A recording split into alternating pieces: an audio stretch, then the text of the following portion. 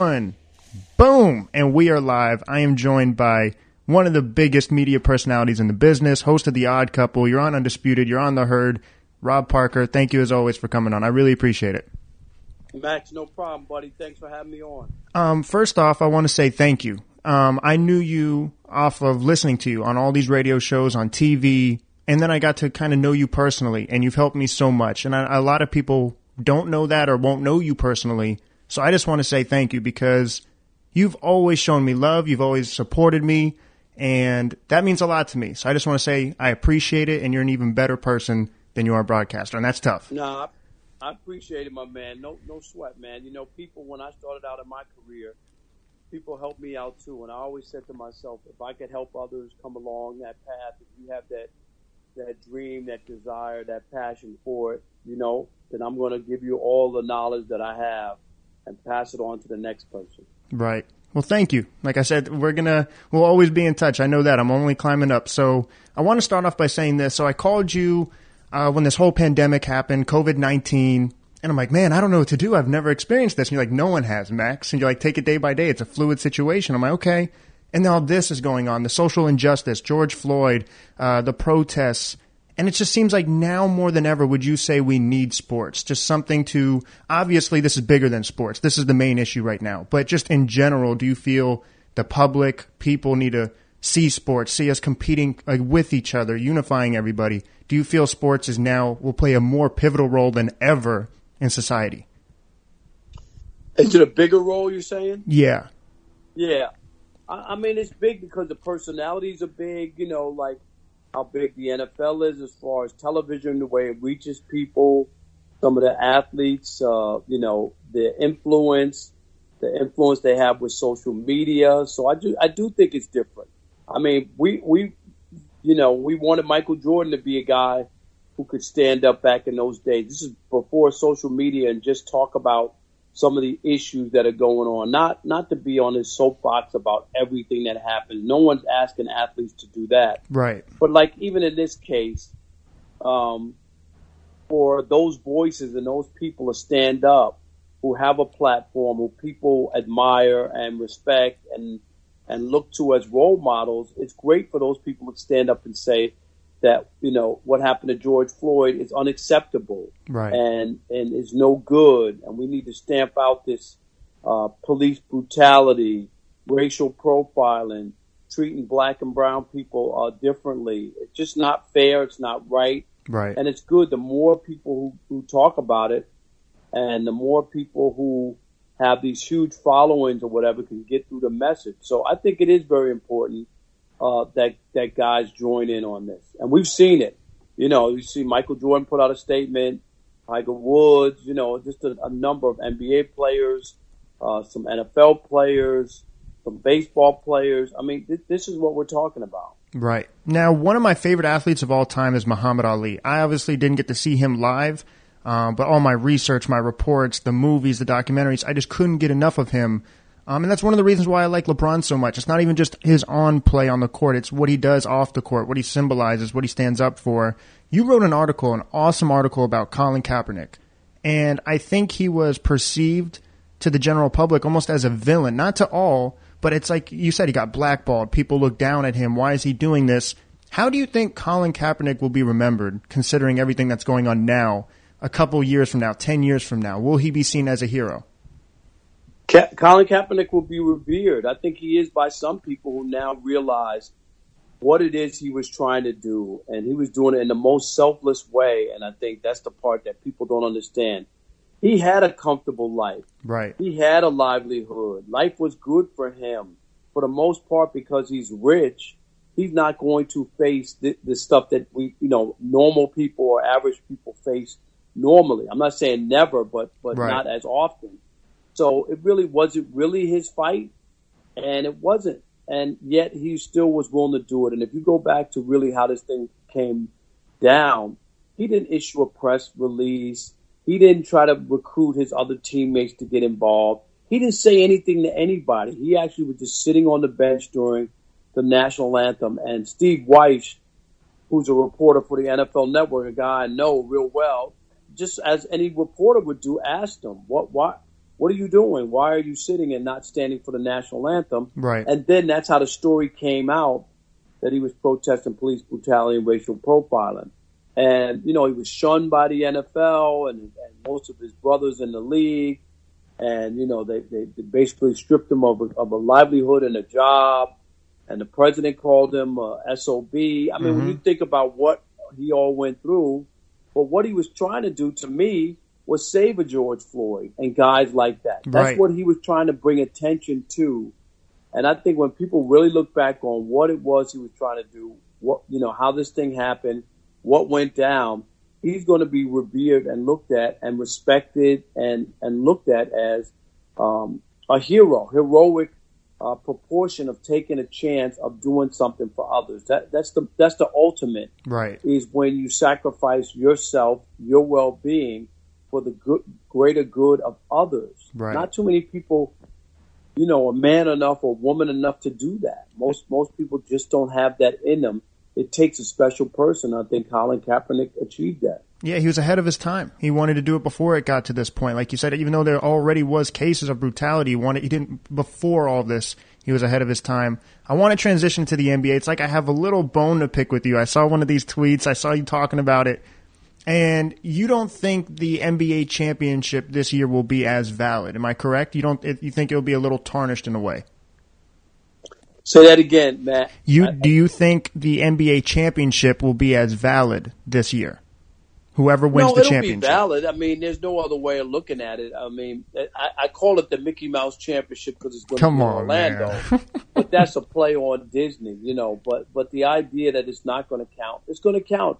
If the NBA does what it always does and has 16 teams vie for the the championship, right, and the 7-game series, and do it the way that it's always been done, I never believe in asterisks and not counting stuff. I mean, okay, a lot of LeBron fans always say they don't want to count the first championship he lost to San Antonio because he was young.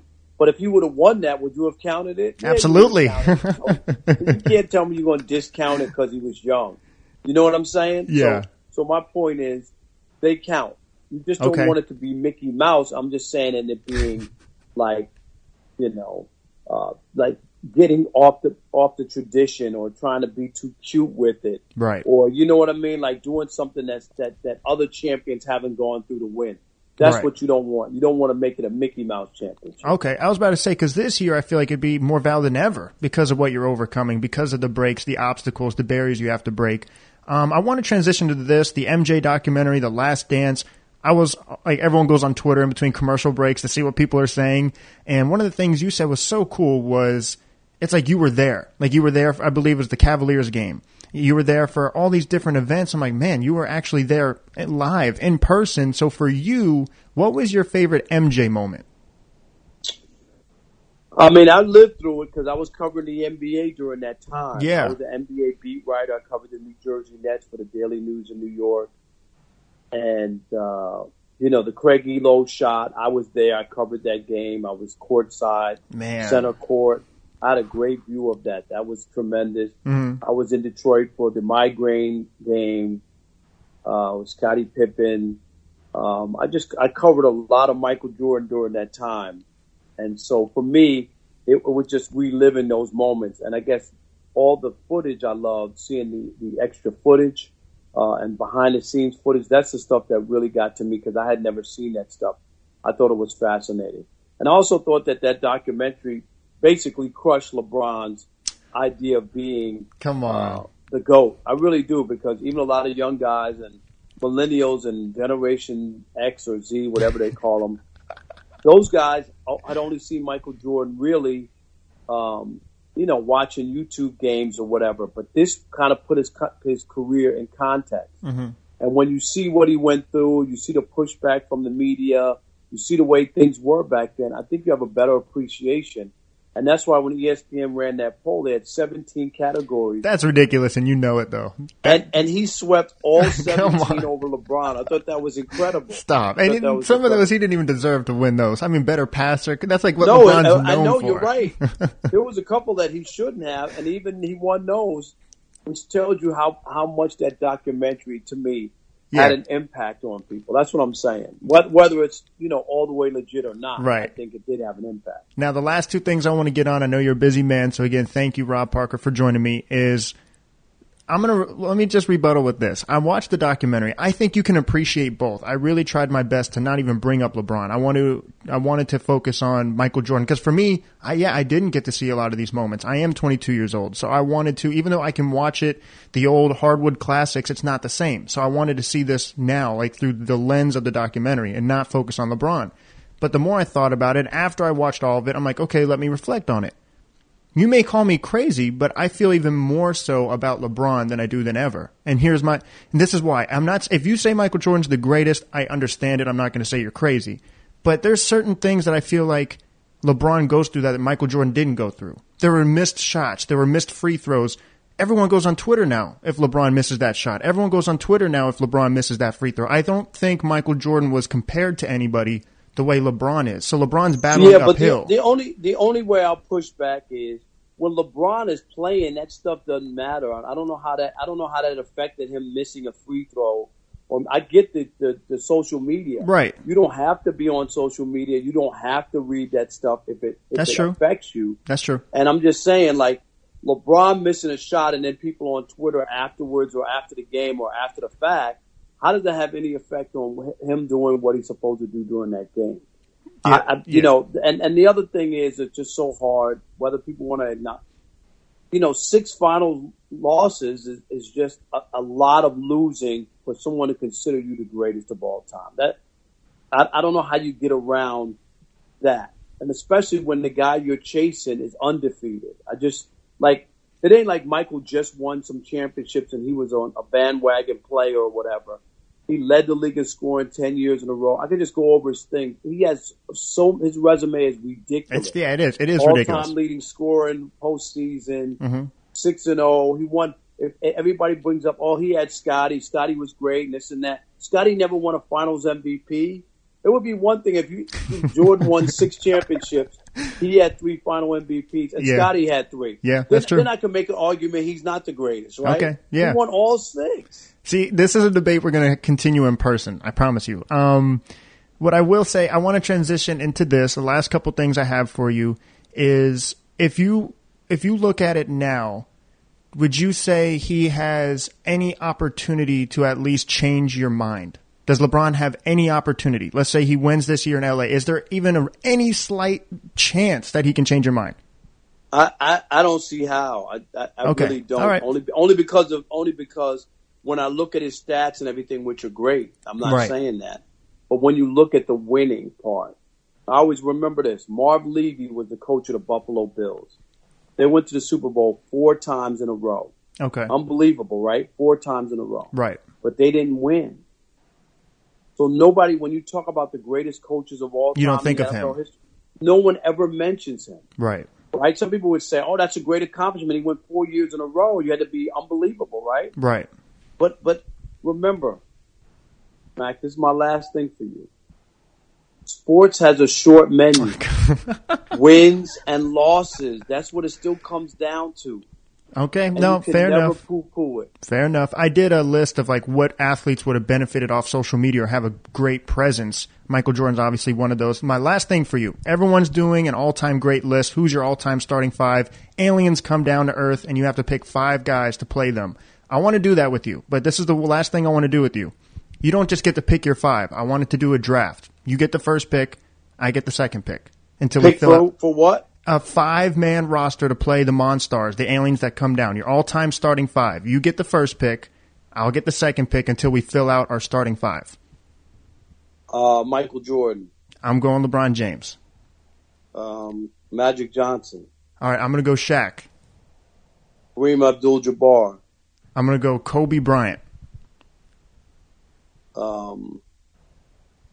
Will Chamberlain. So you're going Kareem and Wilt, 2 centers. Okay. I'm going to go Steph. Well, players don't have positions nowadays, right? That's true. All right, I'm going to go Tim Duncan. Okay, yeah, I could put one of those guys at Tim Duncan. All right, and I will take Kareem, Magic. You're lacking some 3-point shooting. If we're gonna put out, all right, because we're gonna put out. I'll put Isaiah Thomas at. No, I got my point. I need I got Magic at the point. I got Michael at the 2, Kareem, and then I would take Larry Bird. Okay, that's a good one. You needed some shooting. I'm about to say my last pick is Steph. So I have Steph, Kobe, Bron, Tim, Shaq. You have Magic, Jordan, Bird, Wilt, and Kareem. Just don't ask Steph to make a big shot in the last 10 seconds and you'll be all right. I can't do it, you man. Again, Rob, thank you for joining me. I know you have so much going on, so it's always a pleasure. I would always love to have you on, and hopefully I see you soon. You owe me some wings soon. And we'll do it again, Max, man. Thank you. All right? All right, Rob. You have a good one.